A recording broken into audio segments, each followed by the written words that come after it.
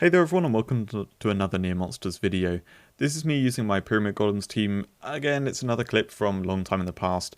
It was during a special rule where I believe we had to use, it was either 6 or 8 monsters in the same monster type. So I was using the rock type with the Pyramid Golems and other mortar stuff. This is a mortar team. And this opponent here, Youngblood, he's using, I believe it's like a... I can't remember what it's called. It's like Phantoms, I think. He's using a bunch of Phantoms. Youngblood, if you didn't know him, he's not someone who's in the forum community, but he's been around for a long time, and he does various kind of cool frontline combos. So he was going with the Lunatic and Soul Blaze. You can see he's gone with Motor Dragon for even more Bronze Shells stuff. Yeah, he does some cool stuff. It's a little bit hit and miss, but yeah, these two clips that I've got in this video, I play a little bit clumsily. When playing with the Pyramid Golems, I found they're actually quite challenging to play with, and you know, I'm usually quite a good player, except I can really mess up sometimes, and the clips which I got that were the good clips were basically me kind of messing up. So it's not going to be just this video. There's going to be one more video of me doing the Pyramid Golems, which there I really do mess up lots. So what I'm doing here at the beginning is trying to leave the enemy monsters which are less effective. And Lunatic, Motor Dragon and Bulby Boom, they're not going to be doing very much. So this enemy team was quite easy to put in this kind of position. It was just, unfortunately, I think one of the more misses from Youngblood. But normally his teams can have some quite powerful stuff in it. So my team, the general strategy is actually around Pyramid Golem Barnamid, because that solo sleep is super fast, and I've got the cannon acceleration from Sacrosphinx, which is in 5th position, but it usually comes in and does that, and then I can sleep block the enemies with my Barnamid. So that is kind of the main game plan, which isn't so obvious when people see the team, but really comes into play in a lot of the battles. Now, in this particular battle, it unfortunately didn't come into play that much. I also want to say, the way Youngblood is playing Motor Dragon here, I really, really hate this. And so, Motor Dragon is a monster that I've hated for a very long time. I think it's heavily overrated. It is strong, it's very useful, but a lot of people actually play it incorrectly as well, because they just start spamming knockback next. So he hasn't been able to get it off. Like most teams, they want to backstab it or, you know, remove it after it's done its entrance and its secret skill.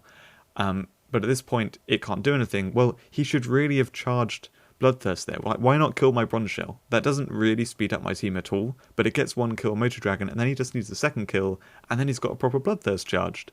Like, that is definitely what you should be doing, is trying to charge Bloodthirst on Motor Dragon, even if it means killing off the Bronze Shells, because otherwise Motor Dragon's going to be dead weight. And I'm in a funny situation here where there's actually like full, like the enemy team is monsters I do not want to kill. Like none of them I want to kill. I kind of want just time to pass until Anchor Dragon dies.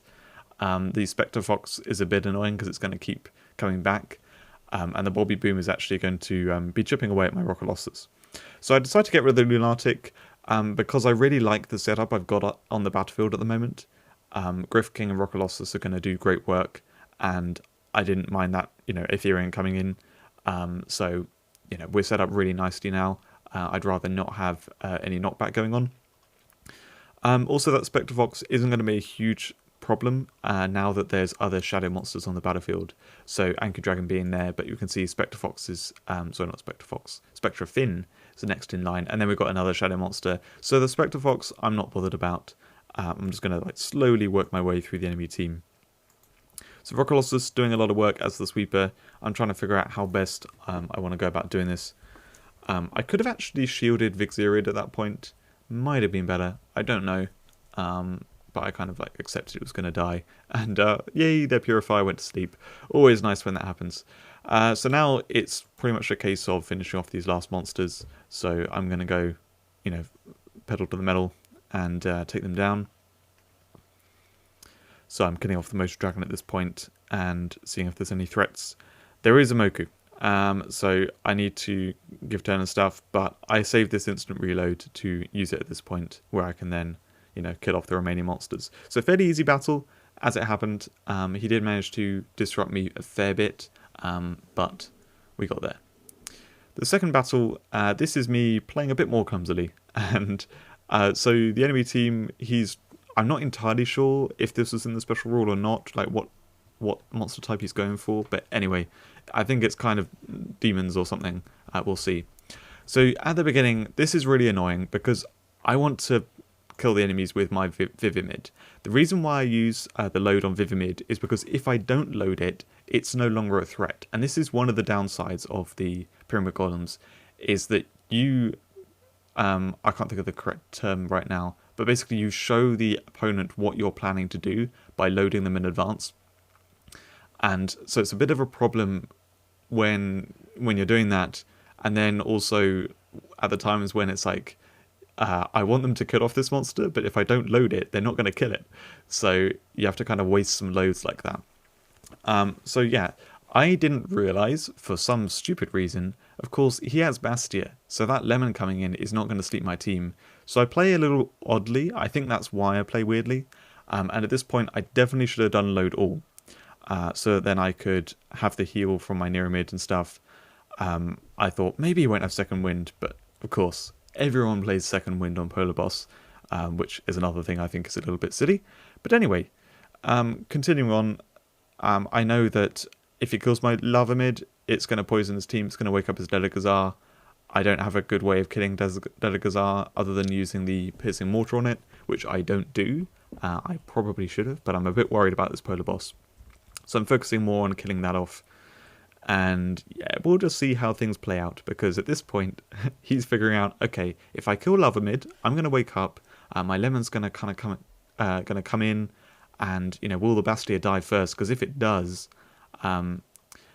actually, to be fair to myself, this may have been something I was considering, was I could have brought in the Lemon and then slept his team but not mine, or I was scared of that, how it was going to line up. No, actually, forget that. I just played badly. So now we've got some of my other monsters.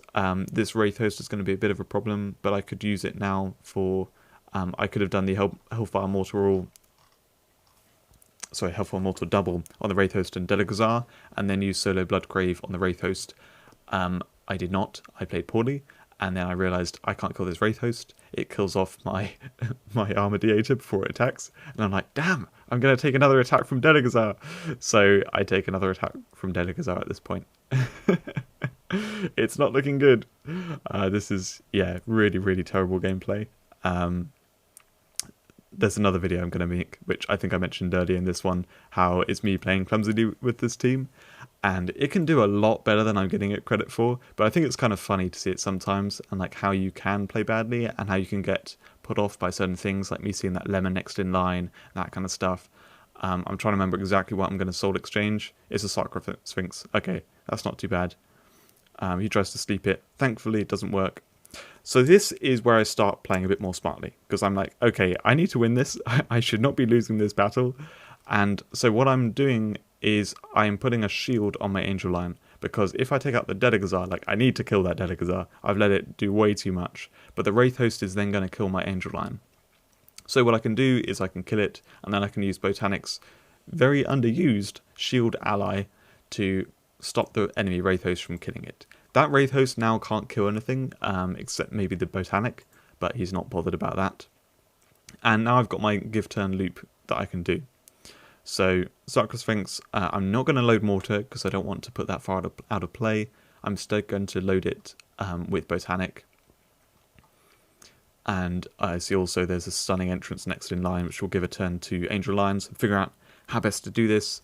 I'm actually going to keep the Sacra Sphinx and use Botanic's Hit All to kill the Wraith Host, which seems a little bit odd, but I can give turn back to that Botanic from Griff King.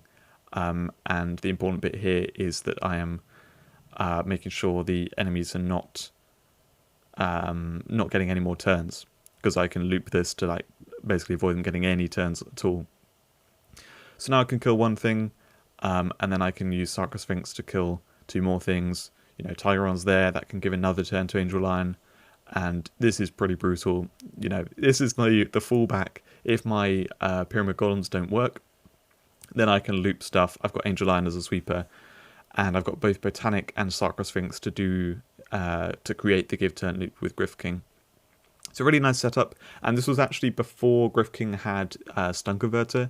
I haven't actually tested the team out much since it's got Stun Converter, but it'll be even stronger now.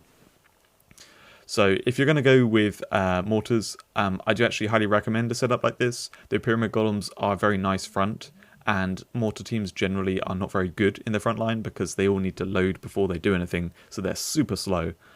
Botanic can help out with that, as well as the, I think the Gandalf Frog's a bit too slow. But anyway, Pyramid Golems at the start and then like a Mortar mid game works really nicely. So I hope you enjoyed this video, and I'll see you in a video soon.